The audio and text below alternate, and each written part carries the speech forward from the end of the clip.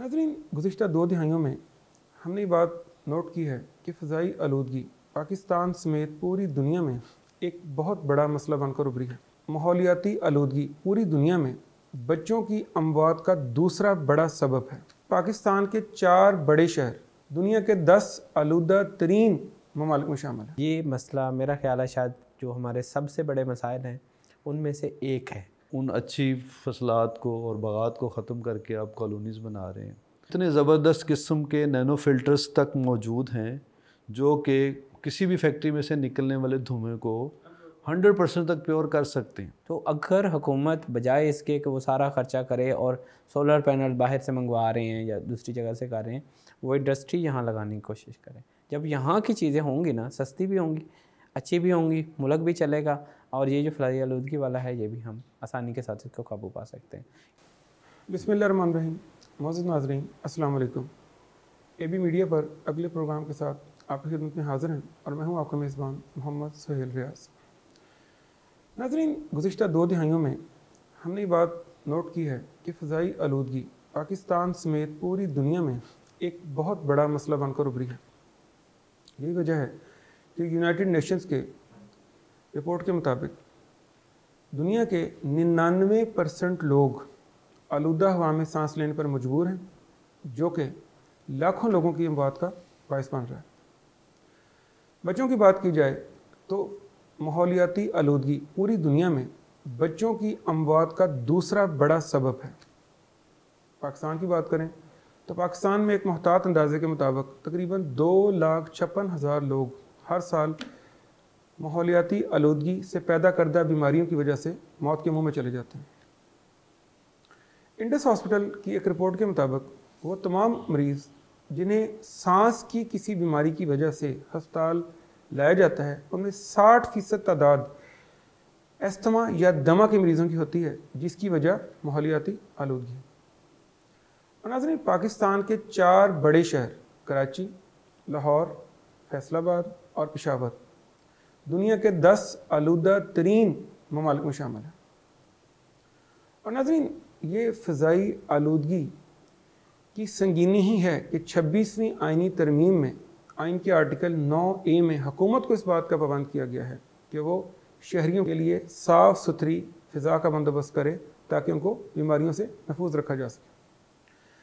नाज़रीन, अगर हम पूरी दुनिया का जायज़ा लें तो ये बात हकीकत है कि फ़ज़ाई आलूदगी पूरी दुनिया का एक मसला है, लेकिन एशियाई ममालिक इसका ज़्यादा शिकार हैं और वो तरक्की याफ्ता ममालिक जो अभी अपने उस फेज़ से गुजर रहे हैं जिससे उनका भी इंफ्रास्ट्रक्चर बनने के अमल में या तरक्की किसी भी शक्ल उन ममालिक में जारी है, ये उनका बड़ा मसला है।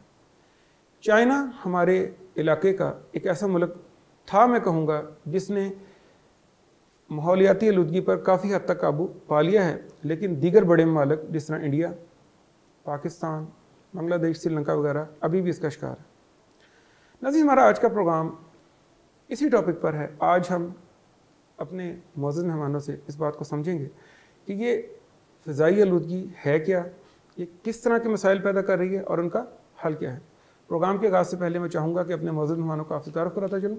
मेरे दोनों मौजूद मेहमान यूनिवर्सिटी ऑफ एग्रीकल्चर फैसलाबाद से ताल्लुक़ रखते हैं। मेरे सामने तशरीफ़ रखते हैं डॉक्टर अदनान ख़ान न्याज़ी साहब, इनके साथ तशरीफ़ रखते हैं प्रोफेसर डॉक्टर ग़ुलाम मुस्तफ़ा साहब। आप दोनों मौजूद मेहमानों की तशरीफ़ आवरी का बहुत शुक्रिया कि आपने वक्त निकाला। सबसे पहले मैं डॉक्टर अदनान साहब से पूछना चाहूँगा कि डॉक्टर साहब ये बताएं कि फ़ज़ाई आलूदगी की जो बुनियादी वजूहात हैं वो क्या हैं?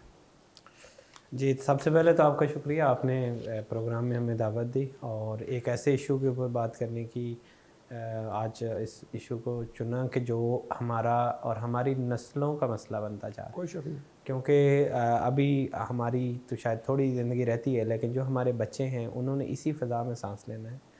तो बिलाशुबा ये मसला मेरा ख़्याल है शायद जो हमारे सबसे बड़े मसाइल हैं उनमें से एक है।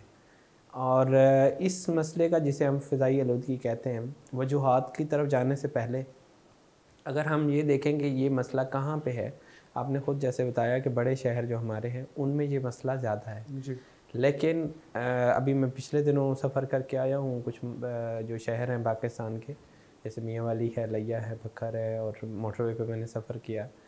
तो उसमें मैंने देखा कि अभी शहरों में स्मोक का आगाज़ नहीं हुआ, और मोटरवे के साथ शाम को आप देखें तो आपको अभी से स्मोक नज़र आती है और वाज़े महसूस होती है। फिर जो पहले हम शहरों में रहते थे तो शहर से बाहर निकलते थे, हमें एक एहसास होता था ताज़गी का, फ़ज़ा हमारी ताज़ा थी। अभी अगर आजकल आप शाम के वक़्त ख़ास तौर पे या असर के वक़्त आप कभी बाहर निकलें और उस फ़ज़ा में आप सांस लें, आपको सांस नहीं आएगा। ठीक है, तो अब ये पहली चीज़ ये है कि ये मसला हमारा सिर्फ शहरों तक महदूद नहीं रहा, ठीक है, हमारा ये गांव देहातों तक फैल गया। दूसरी चीज़, अब आते हैं वजूहात की तरफ। बिलाशुबा जैसा कि ये बड़े शहरों में ज़्यादा नज़र आता है, तो हमारी जो शहरों के बढ़ने की एक तादाद है, जिसको बजाय इसके कि हम वर्टिकल फार्म में जाएं, हम जो हॉरिजॉन्टल फार्म में अपने घर बनाते जा रहे हैं, शहरों में कंक्रीट के पहाड़ खड़े करते जा रहे हैं और दरख्त और जो बाकी सब्ज़ा है वो नहीं लगा रहे, तो एक तो बड़ी रीज़न ये है। इस पर मैं बाद में थोड़ी सी मज़ीद बात करूँगा कि कैसे एक कंक्रीट की जो आप बिल्डिंग बनाते हैं वो 80 या 90 साल तक जो मौजूद है उसमें वो कार्बन डाइऑक्साइड रोज़ाना खारिज करती रहती है, इंसानों से ज़्यादा वो खारिज करती रहती है। फिर बड़े शहरों में जो गाड़ियाँ हैं, इन पे बात होती है कि ये फ़ज़ाई आलूदगी का सबसे बड़ा कंट्रीब्यूटर है, लेकिन ये वो चीज़ें हैं कि जिन्हें शायद हम इस लिहाज से कंट्रोल नहीं कर सकते कि अभी हमारे पास इतने पैसे नहीं हैं कि हम गाड़ियाँ तब्दील करके इलेक्ट्रिक पे चले जाएं। लेकिन कुछ चीज़ें ऐसी हैं, कुछ वजूहात ऐसी हैं, वो बाद में आगे हम इस पे ज़्यादा बात करेंगे, जैसे फसलों का जलाना। अभी जो मैं रिसेंट सफ़र की बात कर रहा हूँ, तो अब ये पिछले हफ्ते का है, आप जगह जगह देखें कि चावल की फसल उठा के उसके जो रेमिनेंट्स हैं उनको आग लगाई जा रही। तो हमारी कौम का एक मशगला है, फेवरेट मशगला है आग लगाना, रेज़िडी को जला देना। हाँ जी, तो अब इसमें सबको पता है फॉसल फ्यूल्स का जलना, वो शायद हम इस लिहाज से कंट्रोल नहीं कर सकते, लेकिन जो इस तरह की चीज़ें हैं जैसे फसलों को आग लगा देना और जो भी रेमिनेंट्स इसके आ रहे हैं, उसके ऊपर तो बहुत कुछ हो सकता है, और इन वजूहात के ऊपर ना सिर्फ गौर होना चाहिए बल्कि इनको ख़त्म भी करने की ज़रूरत है। तो ये इसकी बड़ी वजूहात है जो हमें मालूम है। जी बिल्कुल ठीक। डॉक्टर गुलाम मुस्तफ़ा साहब, आप ये फरमाएं कि डॉक्टर साहब ने जिस तरह हल्का सा इशारा किया इस तरफ, क्या आप समझते हैं कि हॉरिजॉन्टल ग्रोथ में हम बड़ी तेज़ी से शहरों की तरफ बढ़ रहे हैं, गांव की आबादी कम होती जा रही है, शहर फैलते जा रहे हैं, और उसके साथ साथ इंडस्ट्री जो कि पहले शहर से बाहर निकल के बनी होती थी अब वो शहरों के अंदर आती जा रही है।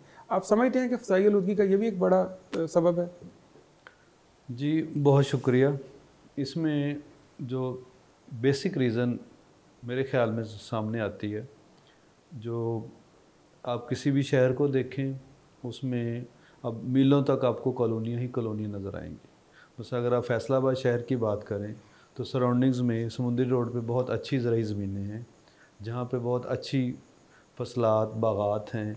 अब उन अच्छी फसलात को और बागात को ख़त्म करके आप कॉलोनीज़ बना रहे हैं, और उसमें अगला अलमिया ये भी है कि ये कॉलोनियाँ शायद अगले 20 साल तक भी आबाद नहीं होंगी। बिल्कुल नहीं। लेकिन हम वो जो हमारे पास ऑक्सीजन का सोर्स है, हमारे पास जो वैल्यूएबल ऑर्गेनिक फूड का सोर्स है, वो सब हम ख़त्म करते जा रहे हैं, और उसको स्टेट डेवलपमेंट के नाम पे या उसमें जो बड़े बड़े सरमायाकार हैं वो अपने ज़ाती मुफायद की खातर पूरी कौम को कह लें कि स्टेक पे लगा रहे हैं। तो जैसे न्याय साहब ने फरमाया है कि इससे बहुत बेहतर है कि आपके जो ऑलरेडी प्लान्ड कॉलोनीज़ हैं आप पहले उनके अंदर पूरी आबादी को इंश्योर करें, और उससे भी बहुत बेहतर है कि आजकल जिस तरह वर्टिकल कंस्ट्रक्शन का रवाज भी है और ये स्लोगन ज़रा आम भी हो रहा है कि we should go for the vertical construction, जिसको हम आजकल प्लाजाज या मॉल्स कहते हैं। जी। तो रेजिडेंशियल फ्लैट्स ये पूरी दुनिया में चल रहा है, और पाकिस्तान में भी ये इस चीज़ को तरवीज मिलनी चाहिए। लेकिन ज़ाहिर सी बात है कि इस तरह के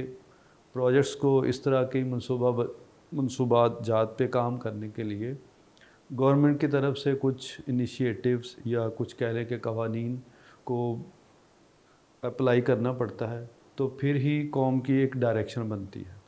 लेकिन यानी आपके कहने का मतलब यह है कि गवर्नमेंट को इस सिलसिले में इनिशिएटिव लेना चाहिए कि लोगों की तवज्जो इस तरफ दिलाए, कानून साजी करे कि हम जिस वक्त तक एक मौजूदा कॉलोनी में जगह मौजूद है हम नई जगह को एलोकेट नहीं करेंगे, हम बागों को नहीं काटेंगे, जब तक हमें ज़रूरत नहीं होगी वर्टिकल कंस्ट्रक्शन की तरफ जाए।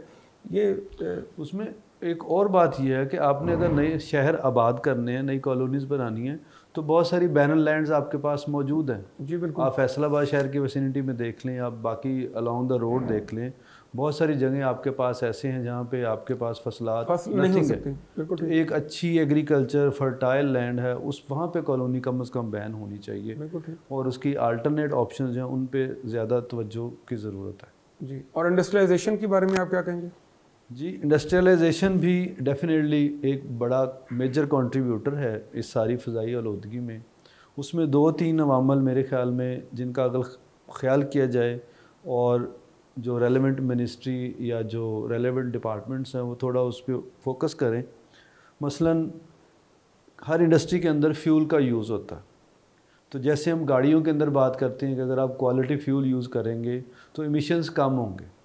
सिमिलरली अगर आप इंडस्ट्रीज़ के अंदर भी क्वालिटी फ्यूल का यूज़ करें, अल्टरनेट सोर्सेज दें, उन्हें सस्ती बिजली दें, जैसे कि वो कोल, ऑयल, इनकी कंजम्पशन कम करें।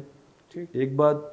दूसरा, अभी दुनिया में टेक्नोलॉजी बहुत आगे जा चुकी है, तो जो हम बात करते हैं कि चिमनीज़ में से धुआं निकलता है, तो अब इतने ज़बरदस्त किस्म के नैनो फिल्टर्स तक मौजूद हैं जो कि किसी भी फैक्ट्री में से निकलने वाले धुएं को 100% तक प्योर कर सकते हैं। अब अनलकीली हमारा बिजनेसमैन क्या करता है, वो अपने प्रॉफिट की तरफ देखता है, बट ही डजंट बॉदर कि मैं इस एनवायरनमेंट के अंदर अपनी पब्लिक के लिए, आवाम के लिए क्या चीज़ें छोड़ने जा रहा हूँ। तो अगर उस बिजनेसमैन को, उस इंडस्ट्रियलिस्ट को थोड़ा सा समझाया जाए, थोड़ा फोर्स किया जाए कि भाई आप जो नई टेक्नोलॉजी है उसके मुताबिक अपनी चिमनीज़ को बनाएं, तो डेफिनेटली उसका थोड़ा उस पर इन्वेस्टमेंट तो होगी, बट जो ये इंतहाई बुरे किस्म के पॉल्यूटेंट्स या पार्टिकुलेट मैटर वो रिलीज़ कर रहे हैं वो नहीं आएंगे।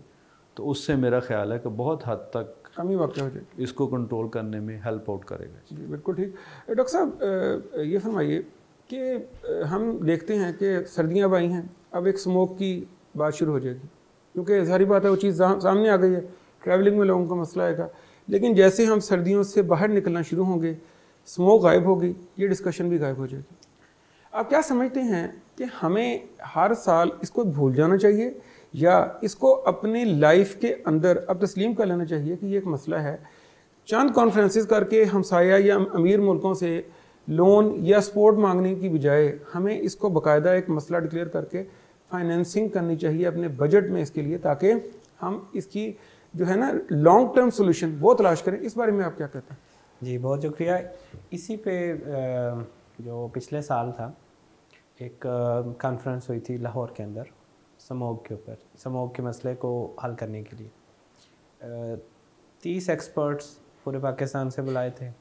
उसमें मैं भी शरीक हुआ था एग्रीकल्चर यूनिवर्सिटी की जानिब से। तो वो कॉन्फ्रेंस 5 दिन की थी और I think Asian bank, Asian development bank के स्पॉन्सर से वो उसको किया जा रहा था। जो एक रफ एस्टिमेट था मेरा, उसमें कम से कम 1 से 1.5 करोड़ उसका बजट था। ठीक। अच्छा, वो जो कॉन्फ्रेंस हुई, ठीक है, उसमें हमें जो टॉपिक दिया गया था वो एक्चुअली ये था कि जी स्मोक, इसके ऊपर डिस्कशन करनी है और रोल ऑफ फीमेल या जेंडर इक्वलिटी इन एग्रीकल्चर। अच्छा, अब 5 दिन की जो कॉन्फ्रेंस थी उसमें शायद कोई 1 या 1.5 दिन स्मोक के ऊपर डिस्कशन हुई और बाकी जो 3-3.5 दिन बनते थे वो role of women in agriculture, gender equality in agriculture, इसके ऊपर डिस्कशन होती थी। यानी एक्चुअली मैं कहना ये चाहता हूँ कि मैं चूँकि उसमें खुद शरीक था, कोई किसी से सुनी सुनाई बात नहीं है, तो जो बाहर से जितनी भी फंडिंग आती है ना, वो अपने एजेंडा को लागू करने की कोशिश करते हैं। ठीक है, तो जस्ट इसको एक फ़िक्रा बीच में ऐड कर दूं कि जब वो बात हुई तो उन्होंने इस चीज़ को कहा कि जेंडर इक्वलिटी होनी चाहिए, ख़वातीन को एग्रीकल्चर में आना चाहिए। तो मैंने वैसे उनसे यही पहला सवाल किया कि शायद आपको मालूम नहीं है कि अभी भी जो हमारे गाँव देहात में ख़वातीन का हिस्सा ज़्यादा है और मर्दों का हिस्सा कम है। ठीक है, तो अगर आप जेंडर इक्वलिटी में चले जाएंगे तो ख़वातीन का हिस्सा जो शायद आप ज़्यादा करना चाह रहे हो वो कम हो जाएगा। बिल्कुल ठीक है। एनीवे, वो बात चली स्मोक पे। तो जो बाहर से जितने भी लोग हैं, देखें उनके अपने एजेंडे हैं। उन्होंने उनके ऊपर करना है, उन्होंने आपके मसाइल को हल करने के लिए क्यों आपको फंडिंग देनी है। इस वजह से ये हमारा मसला है और हमें ही इसको हल करना है। अब जब तक हम इस मसले को अपना मसला नहीं समझेंगे, ये बच्चे हमारे हैं, ये हमारी सेहत है, ठीक है, इनको अगर हम प्रायोरिटाइज़ नहीं करेंगे कोई दूसरा नहीं करेगा। बिल्कुल। इसी में छोटी सी चीज़ जो मैं ऐड करना चाहूँगा, जो आपने पहले डॉक्टर मुस्तफा साहब से पूछी थी, वो ये थी कि जो जैसे मैं फ्रांस में टाइम गुजारा है, मैंने देखा है कि उन्होंने हर शहर की एक बाउंड्री बना रखी है और वो बाउंड्री आज नहीं बनी, वो कई साल पहले की बनी हुई है। उस बाउंड्री से बाहर कोई भी चीज़ कंस्ट्रक्ट नहीं हो सकती। बिल्कुल ठीक। वो बाउंड्री है। अब लोगों ने चीज़ें बनानी है ज़्यादा, तो क्या करेंगे, घर बनाने हैं तो वो वर्टिकल फार्म में जाएंगे, शहर के हदूद वही रहेंगी। हमारा आज का, आप 20 साल पहले चले जाएं, लाहौर में कहाँ पे था, मैं ख़ुद फैसलाबाद में था 20 साल पहले, तो वो उस वक़्त का फैसलाबाद मुझे अभी तक याद है। अब वो फैसलाबाद कहाँ पे था और आजकल आप देखें वो फैसलाबाद कहाँ पे पहुँचा। यानी हम उसको कोई कंट्रोल नहीं कर रहे। और जो लैंड की बात कर रहे थे कि अब यहाँ से थोड़ा सा बाहर निकलें, जंग, जहाँ से जंग की हदूद ख़त्म हो रही है, जिस साइड पे भी आगे लिया शुरू हो रहा है, जहाँ से आप देखें सारी बैरन लैंड पड़ी, बिल्कुल खाली, दूर दूर तक कुछ नहीं। तो हम अपनी इंडस्ट्री को क्यों नहीं हुकूमत वो करती कि वहाँ पे लगाएं और आपको टैक्स की इतनी छूट दे देंगे या वहाँ लैंड दे देंगे। ये जो चीज़ है, ये मसाइल हमने खुद हल करने हैं। और अगर बाहर की तरफ फंडिंग की तरफ देखते रहेंगे फिर ये मसला कभी हल नहीं होगा। मसला तो हमारा है। मसला हमारा है। डॉक्टर मुस्तफा साहब, मैं आपसे पूछना चाहता हूँ कि हमें फ़ज़ाई आलूदगी जो सी है, इसकी बाउंड्रीज़ नहीं है। पिछले साल हमने ये देखा कि जिस तरह हवा का रुख तब्दील होता था, कभी दिल्ली में बिल्कुल वाइट हो जाता था स्मोक की वजह से, कभी लाहौर बिल्कुल वाइट हो जाता था, पता चलता था कि हवा का रुख चेंज हुआ है, तो इसलिए शहर का ये मसला आ रहा है।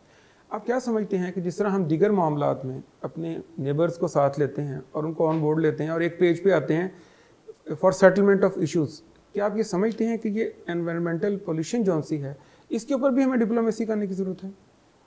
जी डेफिनेटली, क्योंकि फ़ज़ाई आलूदगी एक ऐसा मामला है या एक ऐसा फैक्टर है जिसकी कोई बाउंड्री नहीं है। बिल्कुल ठीक। तो इसमें नो डाउट आप जो कह रहे हैं कि हवा के रुख का भी कुछ हद तक रोल होता है, और उसके अलावा जो मेन हमारे एरिया को या ख़ास तौर पे पंजाब को जो मेन फैक्टर अफेक्ट करता है, उसमें इंडियन पंजाब का बहुत बड़ा रोल हो सकता है। बहुत रोल हो सकता है कि जो हम एग्रीकल्चरल बाई प्रोडक्ट्स को या रेजिड्यूज़ को जलाने की बात करते हैं, हम ईंटों के भट्टों की बात करते हैं, हम इंडस्ट्रीज़ की बात करते हैं, तो वहाँ पे agriculture produce rice Indian Punjab में भी बहुत लगता है, ठीक है। तो अगर वहाँ पे ये बर्निंग होगी तो उसका असर हमारी एयर के अंदर, हमारी फ़िज़ा के अंदर उसका इम्पेक्ट आएगा। लेकिन अल्टीमेटली फिर वही बात है कि वहाँ पे हम कुछ हद तक डिप्लोमेसी कर सकते हैं। तो अल्टीमेटली हमें ख़ुद भी जो हम कवानीन बनाते हैं उन पे अमल भी करना होगा। नो डाउट इसमें अभी गवर्नमेंट ने बहुत सारे इनिशिएटिव्स लिए हैं, और अगर उन्हीं इनिशिएटिव्स पे अच्छी तरह हम अमल दरामद कर लेते हैं तो मेरा ख्याल है कि बहुत हद तक हम उस पर काबू पाने में कामयाब हो जाएंगे। हाँ जी बिल्कुल। डॉक्टर अदनान साहब, मैं आपकी तरफ आऊँगा। अब ये फ़ज़ाई आलूदगी जो सी, आप क्या समझते हैं ये लोगों की ज़िंदगियों को कैसे मुतासर कर रही है कि जो डायरेक्ट सिर्फ इसकी वजह फ़ज़ाई आलूदगी ही है और लोगों की ज़िंदगियाँ उसमें ख़तरे में आ रही हैं? जी, अभी एक डॉक्टर सईद अशरफ चीमा साहब हैं इधर अपना लाइट हॉस्पिटल में, उनसे एक डिस्कशन हुई, जो उनके साथ कुछ और डॉक्टर्स हजरात मौजूद थे, मुझे उनके नाम नहीं याद, लेकिन वो इसके एक्सपर्ट थे। तो उनके बकौल ये उनकी थी, वो क्योंकि इसके स्पेशलिस्ट थे, वो बता रहे थे कि जो आज से 10 साल पहले या 15 साल पहले हमारे पास दमा के या इस तरह के जो मरीज़ आ रहे थे जिन्हें सांस की बीमारियां हैं, अब अगर हम देखते हैं, क्योंकि वो सीनियर डॉक्टर थे, वो कह रहे थे अब हम देखते हैं तो शायद 200 या 300% इजाफा हो गया। यानी ये बहुत बड़ा इजाफा है जब देखने में आया। फिर उसके बाद उन्होंने जो चीज़ हमें बताई कि ये अक्यूमुलेट हो रहा है हमारे बॉडी में, और हो सकता है अभी आपको महसूस ही ना हो रहा हो इसके इफ़ेक्ट्स, लेकिन यही इफ़ेक्ट आपको 5 या 10 साल बाद हर बंदे को अपनी लाइफ में इतने वाज़े तौर पे नज़र आना शुरू हो जाएंगे। हर बंदा इसको बताएगा, दिखाएगा कि ये इसकी वजह से। और उसमें जैसा कि आपने शुरू में खुद बताया था कि सबसे ज़्यादा जो अमवात बच्चों की हो रही हैं, ये दूसरा बड़ा फैक्टर है। और ये जो हमारे छोटे छोटे बच्चे हैं जो कि उनके सिस्टम अभी प्रीमेच्योर होते हैं जी, तो उनको सबसे ज़्यादा इफेक्ट हो रहा है। तो जो भी कोई नस्ल है, कोई कौम है, उसे सबसे ज़्यादा फिक्र जो है वो अपने बच्चों की होती है, वो अगली नस्ल है, अगली नस्ल है। ठीक है। तो अगर हमें वाकई ही अपने पाकिस्तान की फ़िक्र है तो हमें अपनी जो सबसे छोटी जो नस्ल है, जो अब जवान हो रहे हैं, जो अब छोटे हैं, अभी आज से 15 साल बाद या 20 साल बाद जिन्होंने ये सारी चीज़ें संभालनी है, उनकी सेहत का हमें देखना है। और उनकी सेहत इतनी ज़्यादा मुतासर हो रही है जो हमारी सोच से भी ज़्यादा। बिल्कुल ठीक, बिल्कुल ठीक। डॉक्टर साहब, गुलाम मुस्तफ़ा साहब, मैं आपसे ये पूछना चाहूँगा, डॉक्टर साहब ने एक इशारा किया इस बात की तरफ कि अभी अगर हमें इस बात का एहसास नहीं हो रहा तो 5 से 10 साल के बाद हमें एहसास होने लग जाएगा।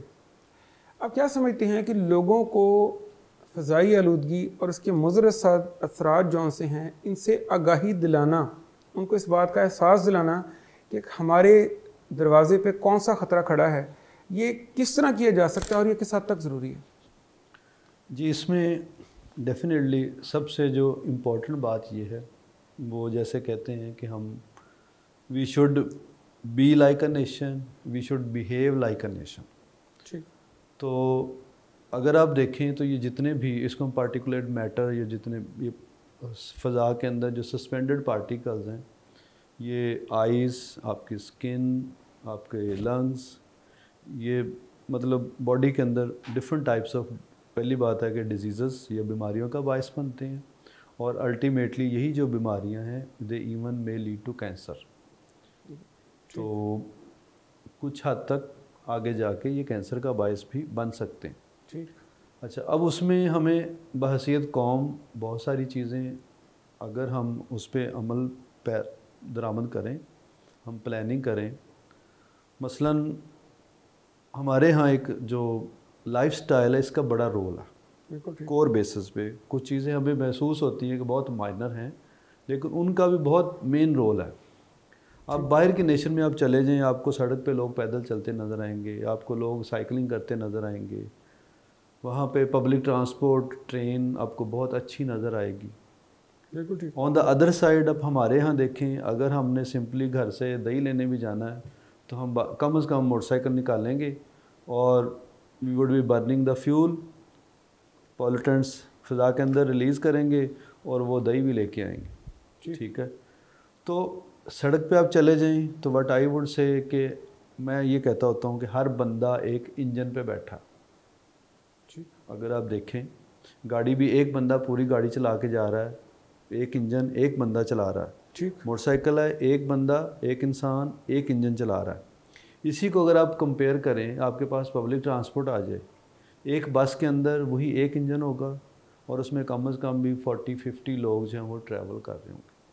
तो आप एक दिन का यही पॉल्यूटेंट्स का जो रिलीज़ है हवा के अंदर, इसी को कैलकुलेट कर लें, और फिर ऊपर से जैसे अभी गवर्नमेंट ने ये ई व्हीकल्स का आगाज़ किया है, वो पब्लिक ट्रांसपोर्ट भी अगर ई बेस्ड हो, तो आप एक दिन का जो पॉल्यूटेंट्स का रिलीज़ है हवा के अंदर, उसको अगर आप देख लें और हर फर्द माशरे का इस बारे में सोचना शुरू कर दे और इस पर अमल दरामद करें, तो मेरा तो ख्याल है कि हम एक सीज़न के अंदर ही इसके ऊपर काबू पा सकते हैं। बिल्कुल ठीक। यानी आदात को चेंज करने की ज़रूरत है। आदात को चेंज करने की ज़रूरत है, और उसमें ये मसाइल, सारे के सारे मसाइल तभी हल होंगे जब हर बंदा इन पर्सन रियलाइज़ करेगा कि ये कौम का मसला नहीं है, ये मेरा अपना मसला है। बिल्कुल ठीक। और जो मेरा किरदार है उसमें, जो मेरी ज़िम्मेदारी है, अगर मैं उसको पूरा करूँगा तो इस पे काबू पाया जा सकता है। बिल्कुल ठीक। वरना ये हर साल बढ़ता जाएगा और डेफिनेटली हमारे लिए तो प्रॉब्लमेटिक होगा ही, हमारी आने वाली नस्लों के लिए एक ऐसी स्टेज भी आएगी कि फिर पछतावे के अलावा हमारे पास कुछ नहीं बचेगा। बिल्कुल ठीक, बिल्कुल ठीक। तो इसीलिए हमें एहसास ज़िम्मेदारी की भी बहुत शदीद ज़रूरत है। जी बिल्कुल। मैं एक चीज़ ऐड करना चाहूँगा, जस्ट छोटा सा वाक़या। मुस्तफ़ा साहब बता रहे थे कि हम हैबिट्स हमारी कि दही लेने भी जाते हैं, तो मैं और डॉक्टर गुलाम मुस्तफ़ा साहब हम इकट्ठे ही कश्मीर हाल गए खाना खाने के लिए। ये 1-2 साल पहले की बात है।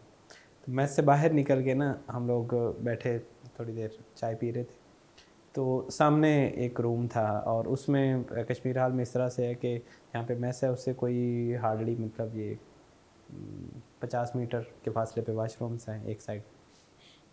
तो वो लड़का था, उसने बाइक को किक लगाई, कमरे से बाहर निकला, कमरे के बाहर उसकी बाइक थी, बाकी हॉस्टल में नहीं है लेकिन वहाँ पे वो खड़ी थी। उसने बाइक को किक लगाई, किक लगा के वॉशरूम के पास चला गया। अब उस वक्त मुझे लगा कि शायद उस साइड से होके, क्योंकि रास्ता दूसरी तरफ से भी जाता, कि आगे निकल जाएगा।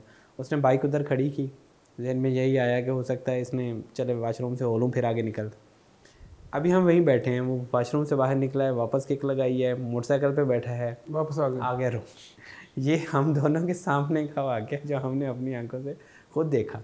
सेम ऐसे ही है, हम घर से निकलते हैं, आप किसी भी नमाज पे किसी भी मस्जिद में चले जाएं, उसके बाहर आपको मोटरसाइकिलों का और गाड़ियों का रश नजर आए, और वो मोहल्ले के हैं, वो मोहल्ले के हैं बंदे जो कि 500 मीटर 400 मीटर या बहुत ज़्यादा हो तो 1 किलोमीटर है, उतनी भी पैदल चलना हम गवारा नहीं करते। फिर हम ये समझते हैं कि ये जो आलूदगी हो रही है ये तो सिर्फ़ और सिर्फ किसान जो कि जला रहा है तो उसके नहीं, कि सिर्फ किसान के जलाने से नहीं हो रही, सिर्फ हमारी गाड़ियों से नहीं हो रही, हम इसमें सब लोग कंट्रीब्यूट कर रहे हैं। ठीक है, तो हमें यानी इसको अगर हल करना है अपनी नस्लों के लिए तो हमें आज सोचना है कि हम कैसे कमी कर सकते। ये जो हमने जाना है, नमाज पे जाना है या उस पर दही लेने जाना है या कुछ 1 या 2 किलोमीटर तक का है तो सफ़र, तो आप पैदल करें, आपकी सेहत भी ज़्यादा बेहतर होगी और जो कंट्रीब्यूशन आप डिस्ट्रक्शन में कर रहे हैं, स्मोग में कर रहे हैं, वो कम हो जाएगा।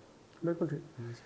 डॉक्टर साहब, इसमें ये फरमाइए कि एक इंटरनेशनली ये बात भी डिस्कस की जा रही है कि जो हम फ्यूल जला रहे हैं, क्योंकि हमारा जो ट्रांसपोर्ट का एमिशन है ये भी एक बहुत बड़ा कंट्रीब्यूटर, जिस तरह अभी फरमा रहे थे, इसको तब्दील करके भी खतरखा कमी की जा सकती है। ऐसा फ्यूल यूज़ करें जो कि एमिशंस उसके कम हों, पार्टिकल कम फॉर्म जाएँ, इसके बारे में आप क्या कहेंगे? जी बिल्कुल, इसमें जैसे अब यूरो 5 वगैरह की बात चल रही है या लेड उसमें कम किया जा रहा है, दूसरे भी हैं कि ये हाई ऑक्टेन है, तो ऑफ कोर्स इसकी कंट्रीब्यूशन इसमें है, लेकिन इससे भी बढ़ के जो अब आ रहा है हमारे पास, जैसे इलेक्ट्रिक व्हीकल्स हैं या जो बिजली की प्रोडक्शन है वो हम कोल से या दूसरे ज़राए से करने की बजाय अगर सोलर से कर रहे हैं तो वो एक बहुत बड़ा कंट्रीब्यूशन है जो इसमें इसको बड़ी तेज़ी के साथ कम करने में मदद दे सकता है। लेकिन इसमें चीज़ ये है कि अभी बेशक हमारे पास ई बाइक्स जो आई हैं, इलेक्ट्रिक हैं, गाड़ियाँ भी इलेक्ट्रिक स्टार्ट हो गई हैं, ज़रूरत इस चीज़ की है कि हम इनकी प्रोडक्शन लोकल करें।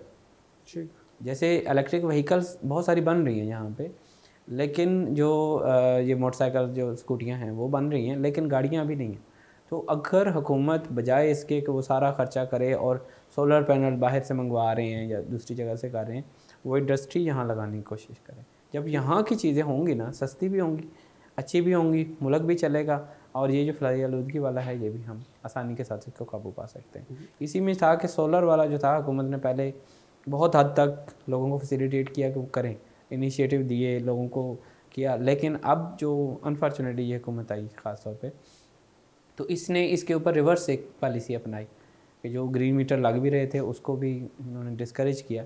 तो इसको पॉलिसी को रिवाइव करने की ज़रूरत है और लोगों को ये हमारी सेहत के लिए इसकी तरफ करने की ज़रूरत है कि जी ये अगर सोलर पैनल्स घर में लगे हैं, आपने व्हीकल रखी है और वो भी चार्ज होती है, तो वही बिजली है जो आप सोलर पैनल से ले रहे हैं घर में, आपने अपने व्हीकल को चार्ज किया, आप चले गए। अब कोई फ्यूल नहीं चल रहा, कुछ नहीं हो रहा, आपने इलेक्ट्रिक बाइक रखी है, उसको भी आप घर से चार्ज कर रहे हैं, 100% समझने कि इन्वायरमेंट के लिए बहुत ज़बरदस्त किस्म की टेक्नोलॉजी से आप कर रहे हैं। व्हीकल्स लाए, बहुत अच्छी बात है, जो भी चीज़ किसी की हो, किसी हुकूमत की अच्छी हो, उसको करें। इसी तरह से जो एक पिछली हुकूमत का इमरान खान का जो एक कंट्रीब्यूशन था बिलियन ट्री का, ठीक है, उसको हर जगह पे फैलाने की ज़रूरत है ताकि हम इसको करें।